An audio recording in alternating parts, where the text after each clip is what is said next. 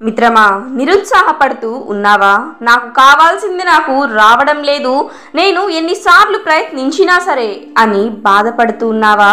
అయితే ఈ వీడియో నీకోసమే. ఈ వీడియోలో ఉన్నది పూర్తిగా చూసి నీ ప్రాబ్లంకి సొల్యూషన్ నువ్వే ఇచ్చుకో. ఒక గ్రామంలో ఒక చెట్టు మీద 2 పిచ్చుక పిల్లలు జీవిస్తూ ఉండేవి. ఇవి రెండూ కూడా వేరువేరు ఇళ్లల్లో ఒకే చెట్టు మీద జీవిస్తూ ఉండేవి. అంటే వేరువేరు గూడుల్లో జీవిస్తూ ఉండేవి.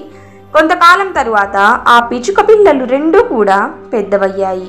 అయితే వాటికి ఆ ఇల్లు సరిపోవడం లేదు.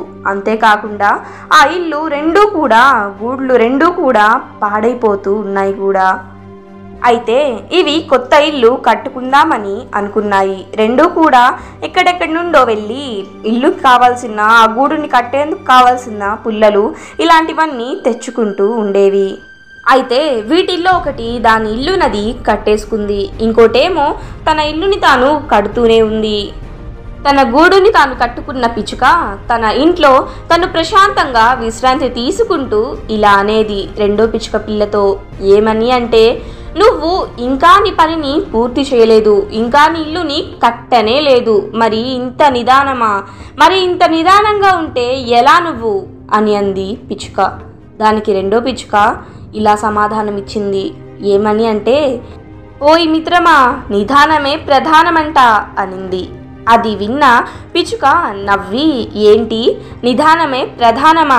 అలాంటివి చాలా విన్నాంలే, కానీ ఇప్పుడు అదేమీ కాదు. అలా నిదానంగా నువ్వుంటే ఏదో ఒక రోజు ఏదో ఒక తుఫాను, ఏదో ఒక పెద్ద వర్షము వస్తుంది. ఆ వీధురు గాలులకి, ఆ గాలికి, ఆ వర్షపు నీరుకి, ఆ వర్షానికి నువ్వు ఎక్కడుండాలని ఇలా ఇప్పుడు ఇంత నిదానంగా చేస్తున్నావు నీ పని అని అనింది. దానికి రెండో పిచ్చుక ఇలా అనింది సరదాగా, నీ ఇంట్లో ఉంటాలే అని అనింది. దానికి మొదటి పిచ్చుక, ఏంటి నువ్వు నా ఇంట్లో ఉంటావా? ఇది నాకే సరిగ్గా సరిపోవట్లేదు, ఇక నువ్వుంటావా అని అనేసింది. దానికి రెండో పిచ్చుక, అదే నాకు సరిపోయినట్లుగా ఉండే ఇల్లు నాకేమీ వద్దు, నేను మంచిగా నా ఇల్లుని కట్టుకుంటాను అని అనింది.